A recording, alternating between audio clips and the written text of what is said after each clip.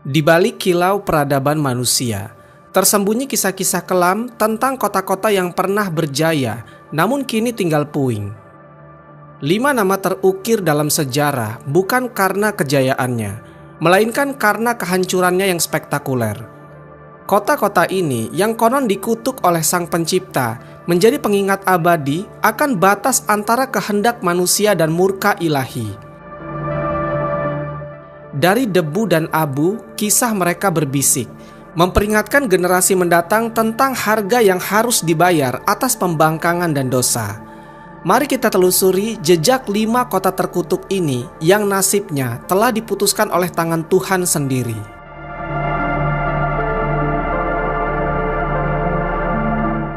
1. Pompei. Pompei adalah sebuah kota kuno yang terletak di wilayah Campania, Italia. Kota ini memiliki sejarah panjang yang dimulai jauh sebelum kehancurannya secara tragis pada tahun 79 Masehi. Kota ini telah berdiri sejak abad ke-7 sebelum Masehi oleh suku Oscan. Pompei awalnya merupakan sebuah pemukiman kecil yang kemudian berkembang menjadi kota pelabuhan penting di wilayah Napoli. Pompei pun berkembang menjadi kota yang besar pada kala itu. Kota ini juga dikenal memiliki tanah yang jauh lebih subur daripada tempat lain. Karena Pompei terletak di kaki gunung Vesuvius, sebuah gunung berapi purba yang merupakan satu-satunya gunung berapi aktif di Eropa. Para petani di kota ini banyak yang menanam anggur dan zaitun. Kesuburan tanah ini merupakan salah satu faktor utama yang mendorong pertumbuhan dan kemakmuran Pompei selama berabad-abad. Meskipun gunung Vesuvius telah lama menjadi bagian dari landscape kota Pompei, penduduk kota tampaknya tidak menyadari bahaya yang kelak akan ditimbulkannya. Gunung Vesuvius diketahui telah tidak aktif selama berabad-abad, dan vulkanologi pada masa itu masih sangat terbatas. Kota Pompei merupakan bagian dari wilayah kekuasaan Romawi kuno. Banyak dari masyarakatnya merupakan orang keturunan Romawi. Dan di seluruh wilayah Kekaisaran Romawi kuno, praktik prostitusi memang dilegalkan, tetapi Pompei menawarkan sesuatu yang lebih. Diperkirakan ada 35 rumah bordil yang tersebar di kota ini. Jumlah rumah tersebut tergolong banyak, mengingat Pompei hanya seluas 12 km persegi dengan populasi sekitar 15.000 orang. Untuk menuju rumah bordil di jalanan Pompei, diberi petunjuk arah berupa pahatan palus yang berbentuk alat kelamin laki-laki. Simbol itu untuk mengarahkan orang asing yang mungkin mabuk berat atau tidak bisa berbicara bahasa lokal. Praktik prostitusi biasanya dilakukan oleh para budak yang memasang tarif sangat murah, dan bahkan tarif di kota Pompei ini jauh lebih murah daripada di wilayah Kekaisaran Romawi yang lainnya. Dengan membayar setara harga 1/4 gelas anggur, setiap laki-laki yang datang ke Pompei sudah bisa memesan pelacur. Bahkan pada salah satu dinding aula ditemukan tulisan yang artinya, "Jika Anda mencari pelukan manis di kota ini, semua gadis di sini tersedia." Hubungan seksual yang diwajarkan tidak hanya terjadi antara laki-laki dan perempuan saja. Penemuan grafiti menunjukkan bahwa homoseksual dan pemerkosaan anak juga menjadi hal yang biasa di Pompei.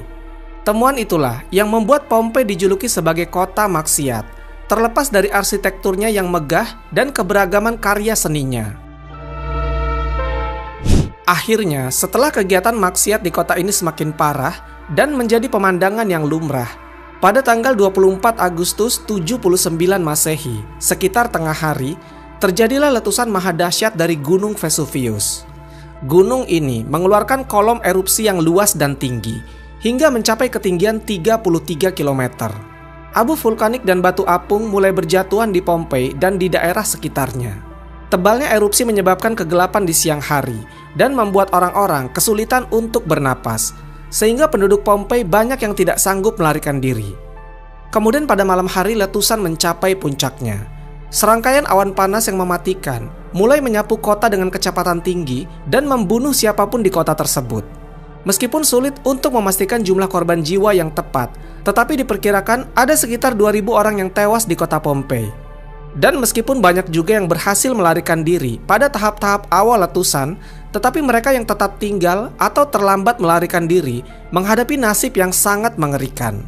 Kota maksiat ini hancur lebur bersama penduduknya, lalu terkubur dan terlupakan selama lebih dari 1.700 tahun. 2. Ashabul Rosh. Ashabul Rosh adalah sebuah kaum yang hidup pada zaman dahulu.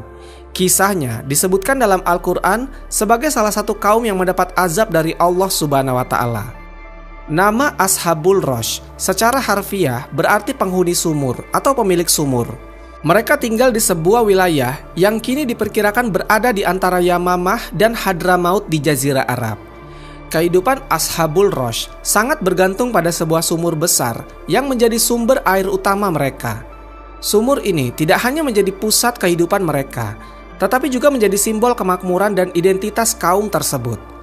Mereka membangun peradaban yang cukup maju di sekitaran sumur ini, dengan pertanian dan peternakan sebagai mata pencaharian utama. Meskipun telah diberi nikmat berupa sumber air yang melimpah, Ashabul Rosh justru menyalahgunakan anugerah tersebut. Mereka mengembangkan sistem kepercayaan yang menyimpang dan menyembah pohon cemara besar yang tumbuh di dekat sumur mereka.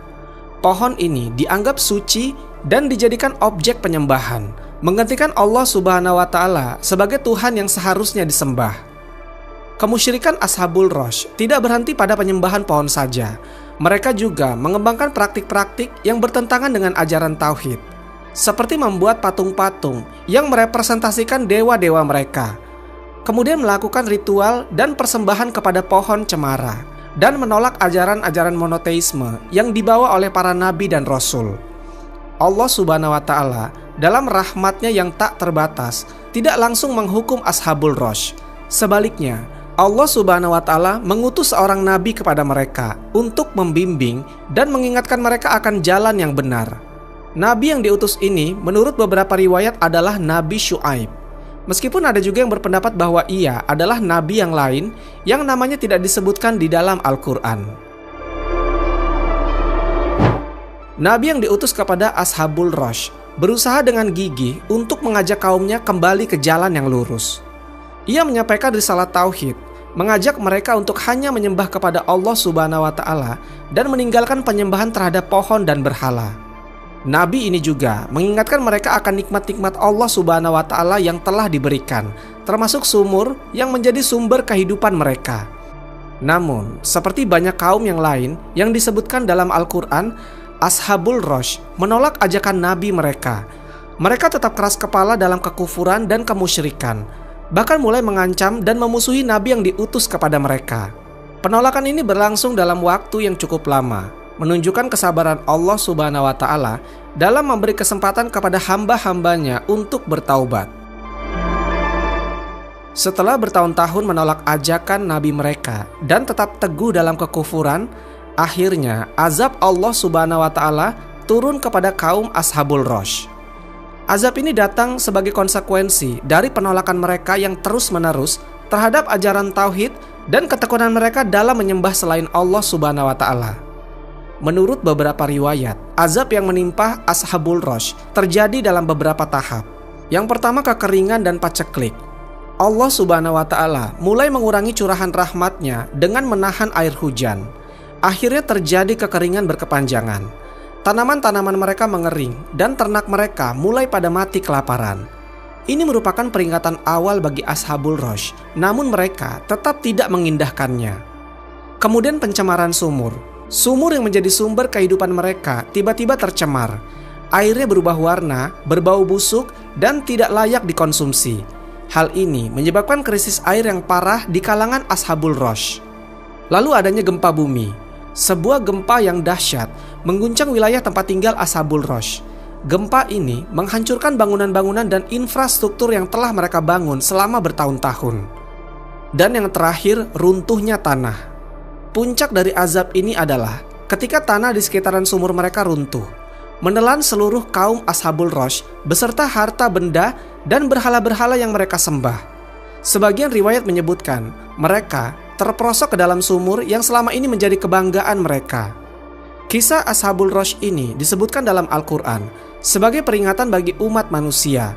Allah Subhanahu wa Ta'ala berfirman dalam surat Al-Furqan ayat ke-38 sampai 39. Dan kami binasakan kaum Ad dan Samud dan penduduk Rosh dan banyak lagi generasi-generasi di antara kaum-kaum tersebut.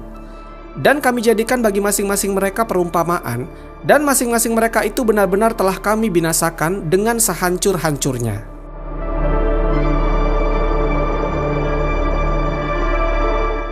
Tiga, Sodom. Kota Sodom merupakan salah satu kota yang namanya diabadikan dalam Al-Quran sebagai peringatan bagi umat manusia. Terletak di wilayah yang kini dikenal sebagai Lembah Sidim di sekitaran Laut Mati. Sodom menjadi simbol kehancuran akibat perbuatan maksiat dan penentangan terhadap perintah Allah Subhanahu wa Ta'ala. Kisah tentang kota ini dan nasib penduduknya menjadi pelajaran penting dalam ajaran Islam tentang konsekuensi dari kekufuran dan perbuatan yang melanggar fitrah manusia. Menurut para sejarawan dan ahli tafsir, kota Sodom diperkirakan berada di wilayah yang saat ini termasuk dalam kawasan Yordania dan Palestina, tepatnya di sekitaran Laut Mati. Wilayah ini dikenal dengan kesuburannya pada masa lampau, dengan sumber daya alam yang melimpah. Al-Quran menggambarkan wilayah ini sebagai tempat yang penuh dengan kebun-kebun dan mata air, sebagaimana disebutkan dalam surat Ad-Dukhan ayat ke-25 sampai 26. Betapa banyak taman-taman dan mata-mata air yang mereka tinggalkan, kebun-kebun serta tempat-tempat kediaman yang indah. Kesuburan tanah dan kelimpahan air menjadikan Sodom sebagai kota yang makmur secara ekonomi. Perdagangan berkembang pesat, dan kota ini menjadi salah satu pusat peradaban di kawasan tersebut. Namun di balik kemakmuran ini, tersimpan kerusakan moral yang sangat parah di kalangan penduduknya.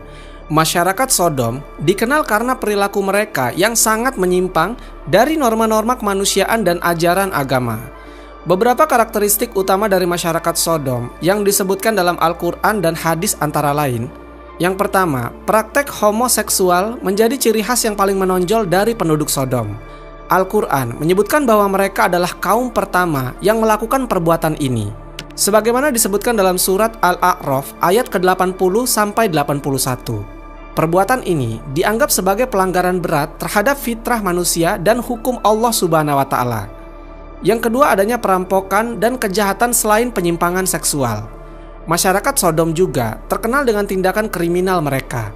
Mereka sering melakukan perampokan terhadap musafir yang melewati kota mereka.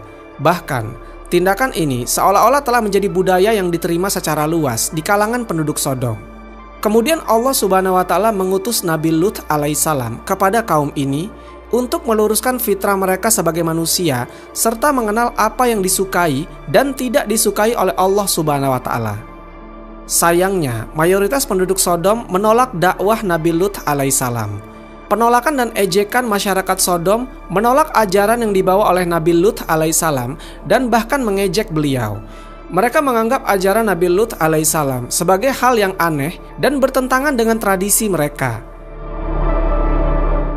Menjelang turunnya azab kepada kaum Sodom, terjadi beberapa peristiwa penting yang disebutkan dalam Al-Quran. Allah Subhanahu wa Ta'ala mengutus para malaikat dalam wujud pemuda-pemuda yang tampan untuk menguji kaum Sodom sekaligus membinasakan mereka. Para malaikat ini datang sebagai tamu ke rumah Nabi Lut alaihissalam.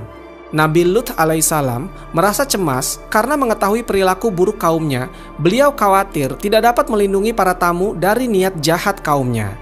Berita tentang kedatangan tamu-tamu tampan ke rumah Nabi Lut alaihissalam menyebar dengan cepat. Kaum Sodom beramai-ramai mendatangi rumah Nabi Lut alaihissalam dengan niat untuk berbuat keji terhadap para tamu tersebut. Nabi Lut alaihissalam bahkan menawarkan kedua putrinya untuk dinikahi oleh kaum lelaki Sodom. Namun tawaran ini ditolak, menunjukkan betapa parahnya penyimpangan seksual yang telah mengakar dalam masyarakat Sodom. Para malaikat melihat kecemasan Nabi Lut alaihissalam dan kekeras-kepalaan kaumnya. Para malaikat akhirnya mengungkapkan jati diri mereka. Mereka memberitahu Nabi Lut alaihissalam bahwa mereka adalah utusan Allah Subhanahu wa Ta'ala yang datang untuk menyelamatkan Nabi Lut alaihissalam dan keluarganya yang beriman, serta untuk membinasakan kaum yang durhaka. Setelah berbagai peringatan, dan dakwah yang dilakukan oleh Nabi Lut alaihissalam tidak dihiraukan oleh penduduk Sodom, Allah Subhanahu wa Ta'ala akhirnya menurunkan azabnya. Proses turunnya azab ini dijelaskan dalam Al-Quran dengan sangat detail dan mengerikan, menunjukkan betapa dahsyatnya hukuman Allah Subhanahu wa Ta'ala bagi kaum yang ingkar dan berbuat kerusakan di bumi. Al-Quran menyebutkan bahwa azab tersebut turun pada waktu subuh, sebagaimana disebutkan dalam surat Al-Hijr ayat ke-73. Bentuk azab-azab yang ditimpakan kepada kaum Sodom dijelaskan dalam Al-Quran dalam berbagai bentuk. Yang pertama, hujan batu. Allah Subhanahu wa Ta'ala menurunkan hujan batu dari langit yang menghancurkan kota Sodom. Ini disebutkan dalam surat Al-Hijr ayat ke-74. Kemudian yang kedua, kota Sodom juga diguncang dengan gempa yang dahsyat. Ini disebutkan dalam surat Al-A'raf ayat ke-78. Dan yang terakhir, Al-Quran juga menyebutkan adanya suara yang mengguntur yang mengiringi azab tersebut, sebagaimana disebutkan dalam surat Al-Hijr ayat ke-73. Sebelum azab diturunkan, Nabi Lut alaihissalam dan para pengikutnya yang beriman diperintahkan untuk meninggalkan kota. Mereka diselamatkan oleh Allah Subhanahu wa Ta'ala sebagai rahmat bagi orang-orang yang beriman. Namun, istri Nabi Lut alaihissalam yang tidak beriman ikut dibinasakan bersama penduduk Sodom lainnya. Satu hal yang paling mengerikan dari azab yang ditimpakan kepada Sodom adalah pembalikan kota tersebut. Al-Quran menyebutkan bahwa Allah Subhanahu wa Ta'ala membalikan kota Sodom, menjadikan bagian atasnya di bawah dan bawahnya di atas. Ini menunjukkan kehancuran total yang dialami oleh kota tersebut. 4. Legetang. Pada suatu hari di desa Legetang, warga melihat ada banyak sekali binatang-binatang liar yang berkeliaran di sekitaran jalan desa, yang entah tidak tahu binatang-binatang ini berasal dari mana. Ada monyet, kera, babi hutan, dan masih banyak binatang yang sebenarnya bukan berasal dari daerah desa itu. Akhirnya warga pun mencari tahu dari manakah hewan-hewan ini berasal, dan didapatinya mereka ini adalah hewan yang tinggal di puncak gunung, berasal dari Gunung Pengamun-Amun. Gunung ini berada agak jauh dari desa Legetang. Akhirnya dibentuklah musyawarah di desa Legetang untuk menyikapi peristiwa ini. Mereka pun menyimpulkan kenapa hewan-hewan ini turun gunung, itu dikarenakan akan terjadi musibah besar. Ya, karena hewan-hewan dikatakan bisa memprediksi akan musibah di masa depan. Akhirnya, para warga dari desa Legetang memutuskan untuk kerja bakti membuat paritan di lembah Gunung Pengamun-Amun, karena mereka beranggapan bahwasanya akan terjadi longsor. Maka mereka pun berangkat ke lembah gunung. Jarak antara desa dan lembah gunung ini dipisahkan oleh perkebunan warga. Jadi artinya jarak antara Gunung Pengamun-Amun dan desa Legetang itu lumayan jauh karena dipisahkan perkebunan dan lembah. Maka dibuatlah paritan itu dengan beramai-ramai oleh warga desa dengan maksud antisipasi bencana alam. Desa Legetang terletak di dataran tinggi Dieng, Kecamatan Batur, Kabupaten Banjarnegara, Jawa Tengah. Desa ini punya potensi tanah yang subur dibanding dengan desa-desa lain yang ada di sekitarnya. Jadi umpamanya, ada yang menanam semangka di desa lain, itu paling besar bisa seberat 6 kg. Namun jika semangka itu ditanam di Legetang, beratnya bisa mencapai 10-12 kg. Maka setelah parit itu dibuat, aktivitas di desa Legetang berjalan seperti biasanya. Dan perlu diketahui, orang-orang di desa ini hidup di atas kemakmuran. Artinya hanya sedikit saja orang yang miskin di desa ini. Ada banyak saudagar-saudagar kaya raya di sini. Mereka ini sering menghambur-hamburkan uangnya untuk hiburan. Jadi setiap malam mereka sering berjudi. Terus ada juga di beberapa malam mereka menggelar kesenian lengger. Kesenian ini sering berujung pada tindakan asusila. Ini hanya terjadi di desa itu. Jadi setiap malamnya mereka ini dikatakan sering melakukan maksiat, mulai dari judi, mabuk-mabukan, bahkan seks bebas. Dan bahkan kegiatan ini karena sudah rutin dilakukan, orang-orang di desa itu yang tidak ikut dalam kemaksiatan ini terkesan membiarkannya saja, seolah-olah itu adalah hal yang wajar. Dan ada juga sumber yang mengatakan tingkat maksiat di desa ini sudah melampaui batas. Bahkan ada anak yang bersetubuh dengan ibu kandungnya.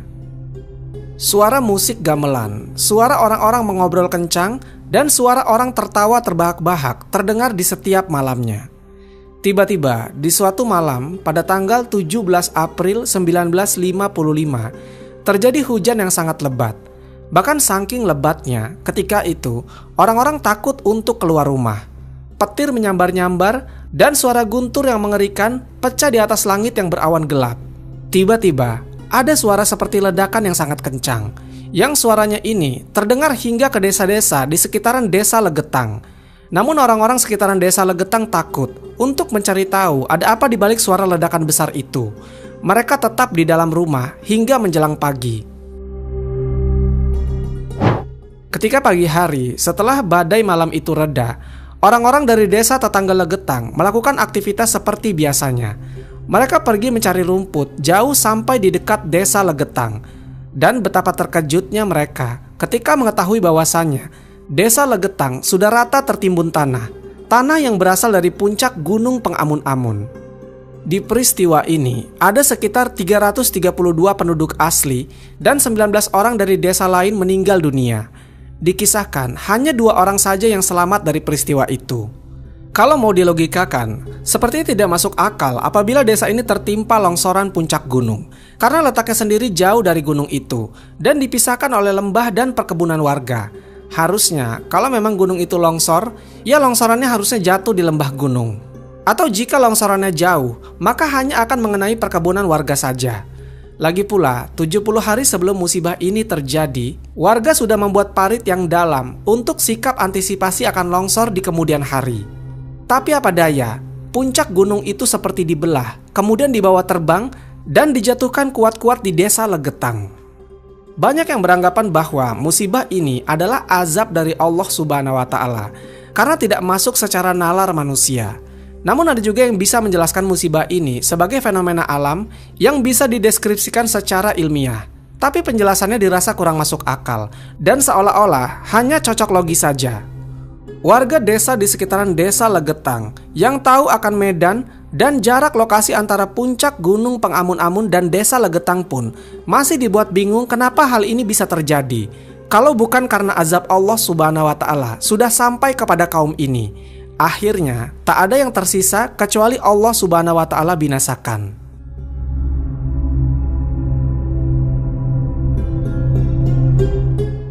5. Madain Saleh.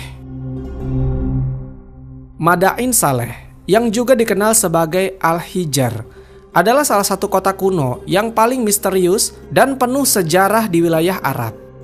Berlokasi di barat laut Arab Saudi, kota ini merupakan situs arkeologi yang menjadi saksi bisu kejayaan masa lampau dari kaum Samud, yaitu salah satu bangsa kuno yang pernah mendiami wilayah tersebut. Dalam sudut pandang Islam, Madain Saleh memiliki makna yang sangat mendalam, terutama terkait dengan kisah kehancuran kaum Samud akibat pembangkangan mereka terhadap perintah Allah Subhanahu wa Ta'ala. Madain Saleh adalah salah satu kota penting yang didirikan oleh kaum Samud, sebuah bangsa Arab kuno yang sangat terkenal dalam sejarah Islam. Kaum Samud adalah keturunan dari kaum Ad, yang juga merupakan kaum yang dihancurkan oleh Allah Subhanahu wa Ta'ala karena kedurhakaan mereka. Kaum Samud terkenal karena keahlian mereka dalam memahat gunung-gunung batu menjadi rumah dan istana yang megah. Keindahan arsitektur mereka tercermin dalam peninggalan-peninggalan yang masih dapat kita lihat hari ini di wilayah Madain Saleh. Dalam Al-Quran, kaum Samud disebutkan sebagai salah satu umat yang diberi banyak nikmat oleh Allah Subhanahu wa Ta'ala. Namun, mereka tidak bersyukur dan malah berpaling dari jalan yang benar. Allah Subhanahu wa Ta'ala mengutus Nabi Saleh alaihissalam kepada kaum Samud untuk mengajak mereka kembali ke jalan yang benar dan meninggalkan segala bentuk kemaksiatan yang mereka lakukan. Nabi Saleh alaihissalam adalah seorang nabi yang penuh kesabaran dan kebijaksanaan. Beliau diutus untuk membawa pesan tauhid kepada kaum Samud dan memperingatkan mereka tentang azab yang akan datang jika mereka terus dalam kesesatan.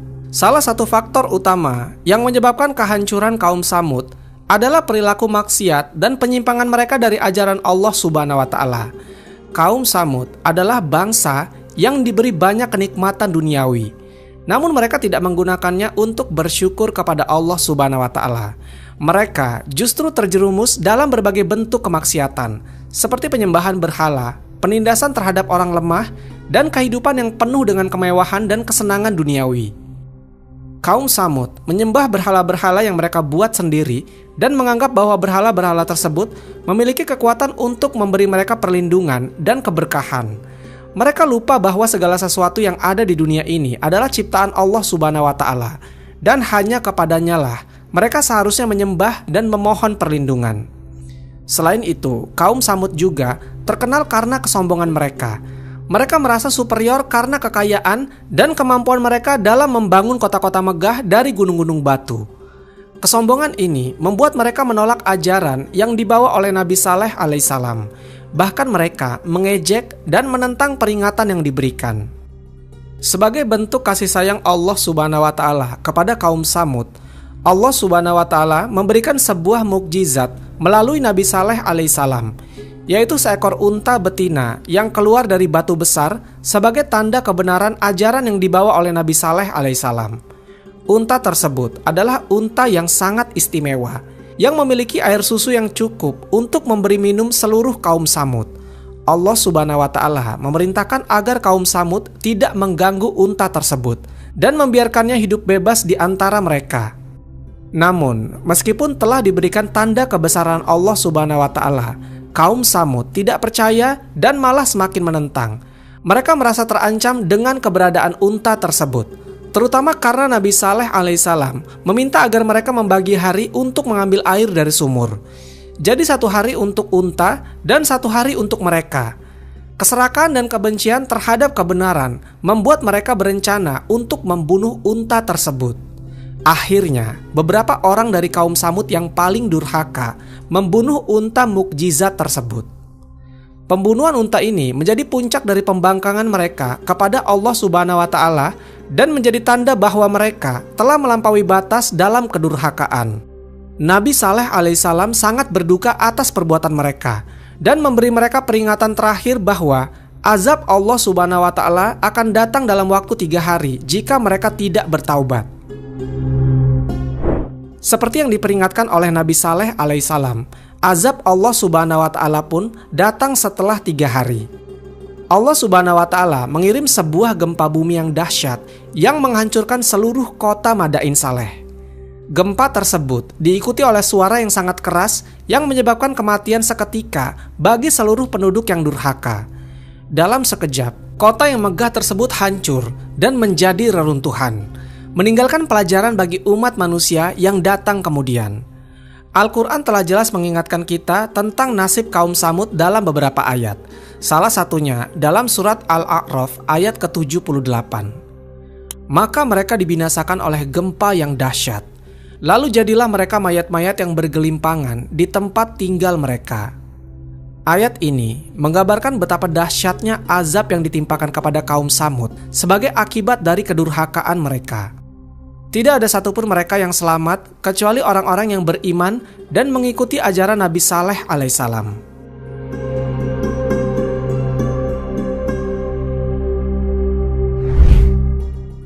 Wallahu a'lam bishawab. Semoga kisah ini bermanfaat. Lebih dan kurangnya mohon dimaafkan. Yang benar datangnya dari Allah Subhanahu wa Ta'ala. Khilaf atau keliru itu datangnya dari saya pribadi sebagai manusia biasa. Sampai ketemu di kisah-kisah seru yang penuh makna selanjutnya. Saya akhiri. Wassalamualaikum warahmatullahi wabarakatuh.